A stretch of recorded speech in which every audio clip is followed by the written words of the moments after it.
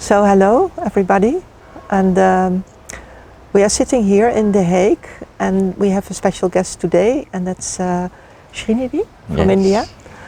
He lives in Mount Abu, not in Mount Abu actually, in Shantivan, near Mount Abu. And he's on a journey through Europe, and I'm very curious how, what is the reason that he's here? What brought you here? Srinidhi, welcome. Thank you very much. I think what brought me here, there are many answers to that question. The easiest one could be, I could say that I have friends here, so coming and meeting friends, but then also there is service. There is an opportunity to meet people, to exchange thoughts and ideas, and also an opportunity to create and nurture friendships. And I think that is what is needed in the world today. More and more people find ourselves divided by the boundaries of the races or the nationalities or the languages that we speak or the cultures that we belong to. But as many things as there are that divide us, there are more things that unite us as well.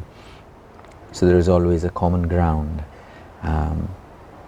of we, the human beings, being creatures of love, creatures of peace, creatures of kindness, generosity, strength, knowledge, wisdom that we share.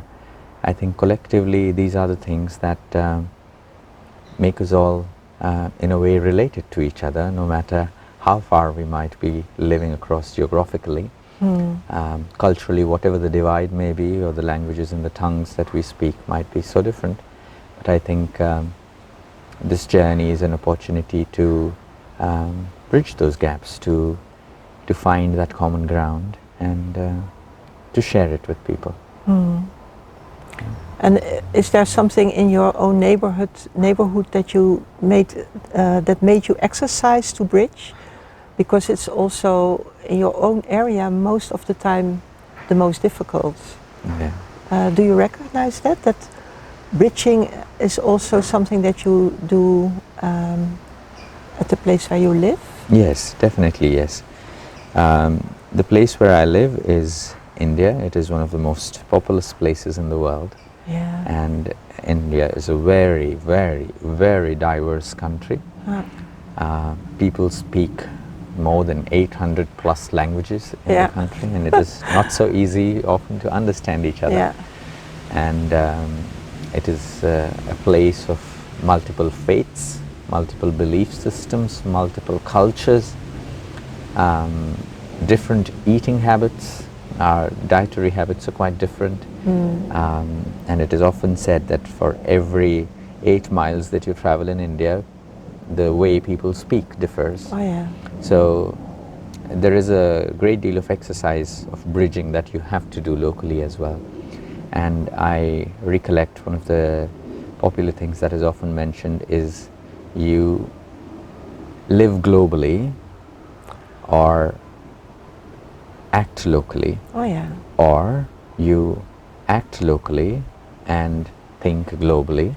So something of that sort has been always been brought forward as an idea to people to widen their intellects, the way that they think, the way that they respond to things with an open mind, to consider the whole world as one, as a whole, so that we could step beyond the boundaries of what we see in front of us and reach out to the unreachable, and at the same time be very conscious and aware of what is happening around you, what is local.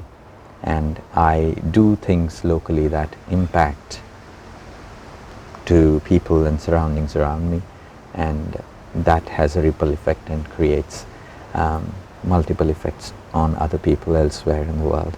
And especially now, in a time that we live, I think we live in a very globalized world. We are connected no matter where we are physically. Those distances do not matter.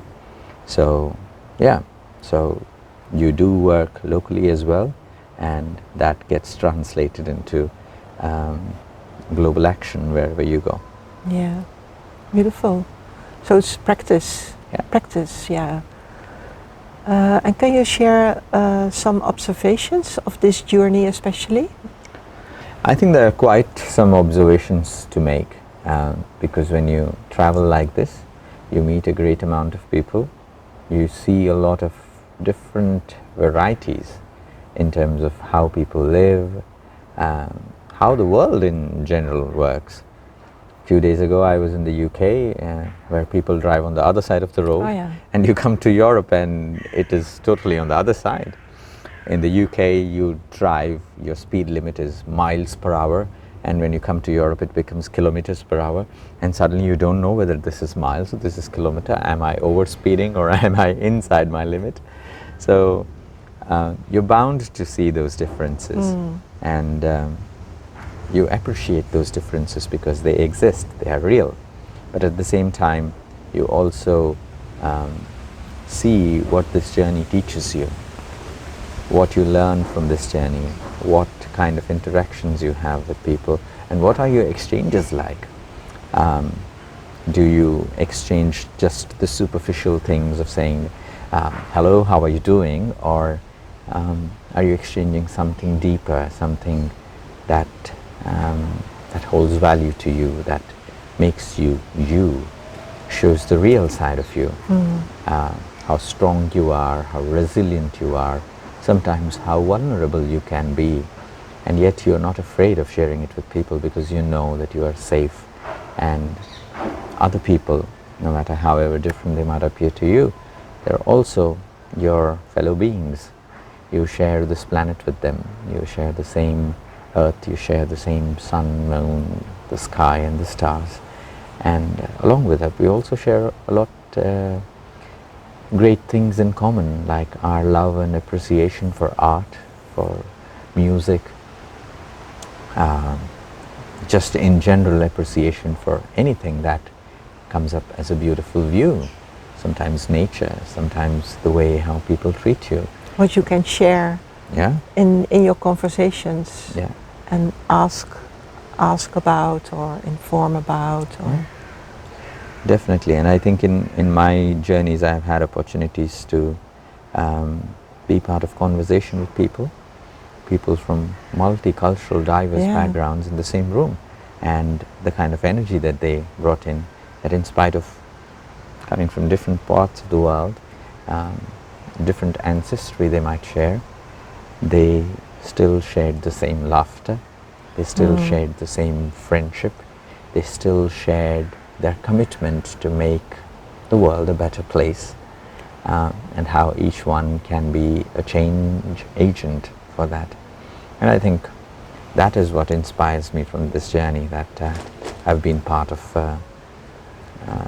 this amazing journey, not physically but also emotionally and mentally here, where I've had opportunity to listen to absorb and to share so much. beautiful. Yeah. And I would like to ask about you. This is my first time to Hague, and I hear you've been living here for quite some time. How do you feel? What does Hague feel like for you? It's known as a city of peace and justice, and I myself had a background of justice. I worked for the Ministry of Justice in the past, but since I'm here, peace is very much in front of me, because peace is also something I learned about as inner peace, as a peaceful soul, as a peaceful being. And lately some visitors from Australia came here, and they said it's a city of peace and justice. And then I got hit by the word justice. Wow, I thought justice. And then I reminded myself of an effort or something I do since 2020, because I realized that from my side the best is to be clear and to be just, and to communicate that in everything what I do, to be clear and just. And then I recognized how it went into my life, and that is how this city is not only a city of buildings, but it's also a city of people who work for peace and justice, and to practice it, to live it. Yeah, I really have very much pleasure to do that. Yeah. Wonderful. I think it is a very enriching feeling to live out your purpose. Yeah. Because many people might want to do it, but might not have time or energy or availability of resources to do it. But then very few people, and many people, I would say, would follow their hearts and live out what they really believe in. And which is wonderful that you get to do that. Yeah. And you can practice it everywhere. Always. Yeah. Yeah, because I feel that someone told me long ago when I started to live here, his aim was that every inhabitant, every resident of this city would be an embodiment of peace. That people come to visit The Hague and they see everyone as an embodiment of peace. And I think I took it on board for myself. And sometimes visitors come here and then they say, oh, it's such a peace-loving city. Even someone told me in Amsterdam, when they are on the bicycle, they all ring when they want the bells, to. Yeah, they ring the bell when they pass you, when they want to pass you. And that here in The Hague, it's much less that they ring. They wait. They wait for you to go a little bit besides. Yeah. So it has an impact ultimately to live peace and also to to see that people can do something different, that they can do it themselves. Yeah. Your work also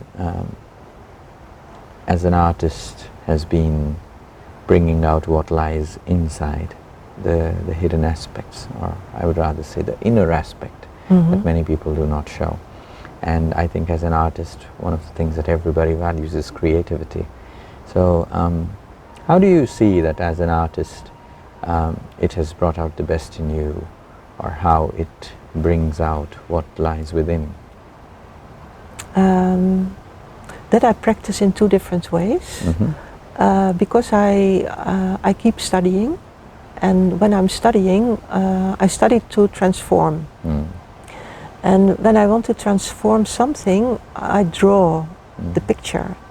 I draw how it is now and how I would like to see it in future.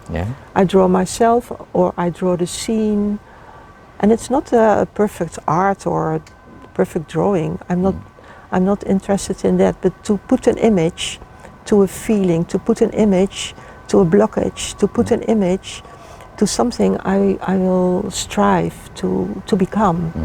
And it helps me. I notice that it can help me, and it also helps me to bring about what is hidden inside of me. Very interesting. I draw myself as a child, and then the thought came that helped my transformation on this point of life. It was amazing. It came just through in the image and then in words. And the other thing is that I would like to bring out another kind of reality that is not seen in the world nowadays. And I called it Images of the Future. And I started with Flowers of the Future, then Landscapes of the Future, and then Features of the Future. And this last one, it's not an easy thing, because someone said it's very difficult to paint, because it's a reality that you don't find now. You can't see it, and you don't have the materials to bring it out. To present it. Yes. Although that were the words, I started to do that, and it's still going on, and it's to discover the purity of the future. And I think that's what people like to see. I like myself to see it, to discover it.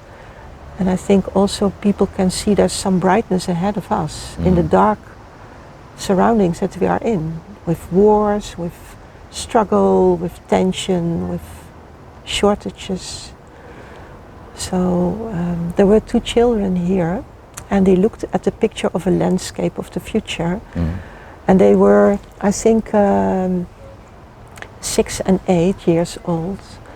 And they were standing in front of the picture, and I asked them, what do you see? And they said, this seems like holiday. And that was for me such a beautiful answer in their context. They saw something that was free from tension, free from stress, free from the things you don't want anymore. I think it's wonderful to give that perspective to people around us. Sometimes we might have something that is hidden inside, we might have an appreciation for those things, but when you put something out, when you see something and that inspires and brings that thing out of us, like this example that you gave, I believe it would be an interesting way to work with people, to inspire them, to just invite them to see the better picture. The better picture. Invite them to see the better picture. Beautiful. And I think that you recognize in your own life also? Yes, I do. Yeah? How do you express it? Or work with that? I work with multiple people, and my work requires me to wear multiple hats. I work for a hospital which is one of the largest not-for-profit healthcare organizations in the region.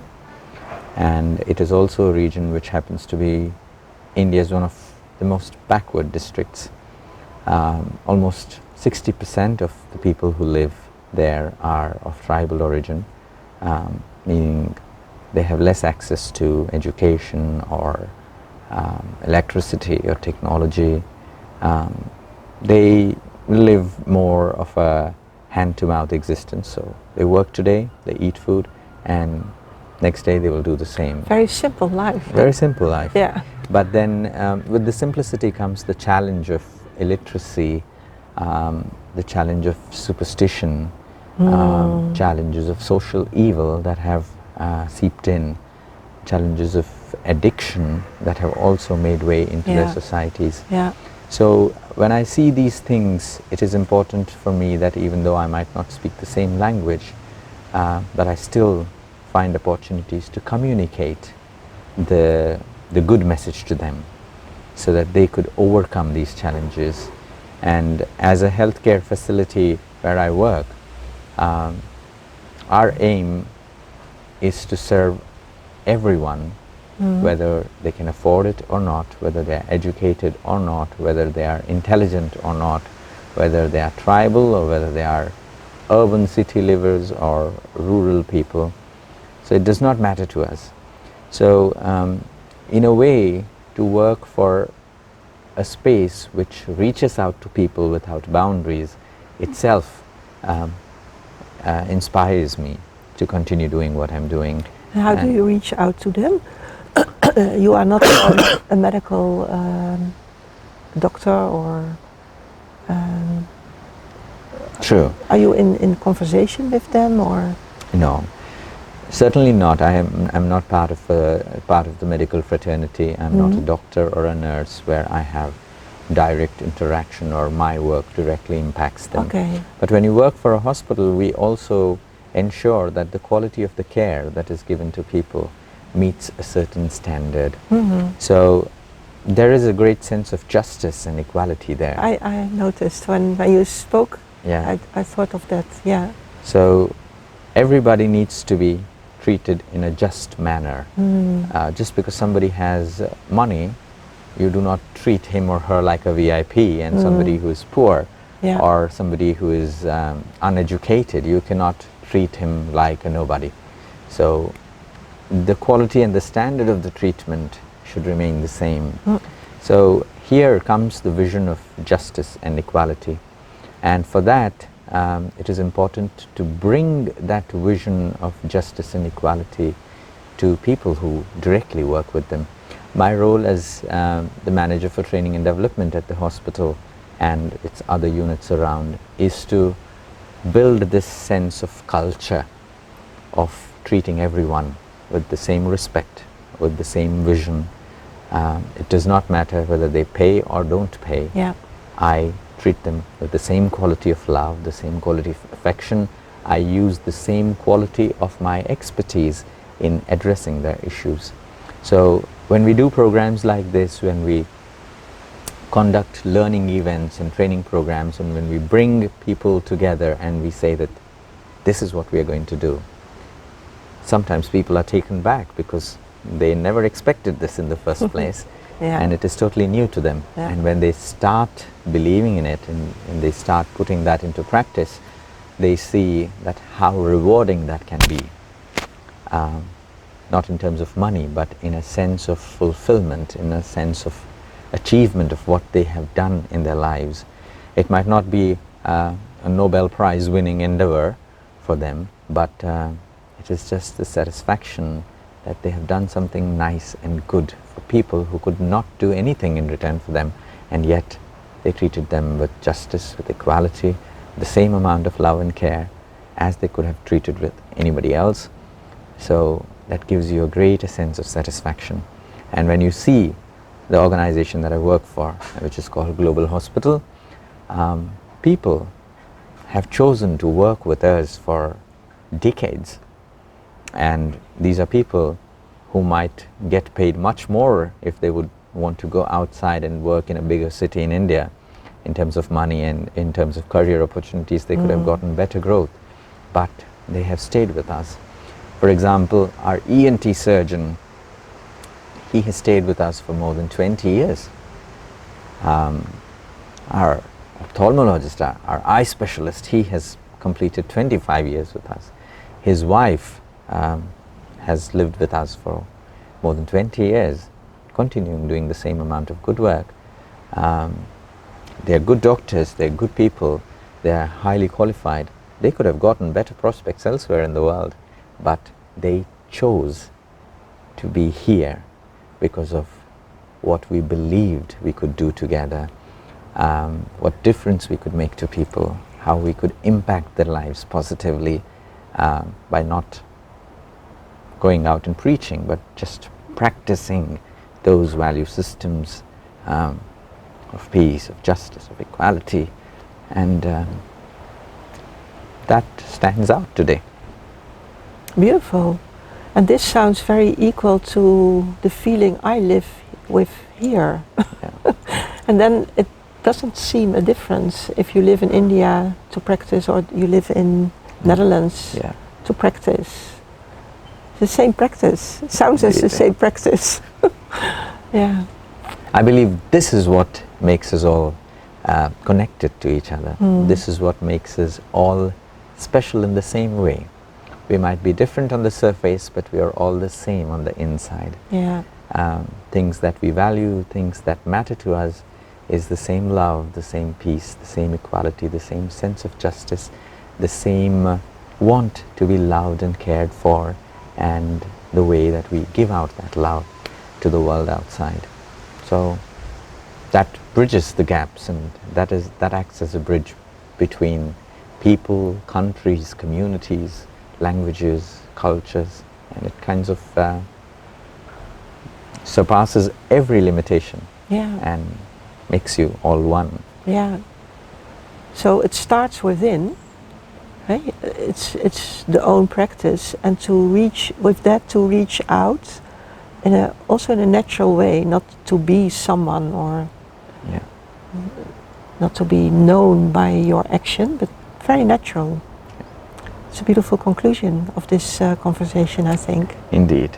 Thank you. It was lovely having this conversation, and I see a lot more common ground. Thank you. Thank you. Thank you very much for watching. As much as I loved this conversation, I feel many of you would resonate with it as well, and you might feel the same sense of justice, peace and love in your lives too, and in the work that you do. Keep up the good work.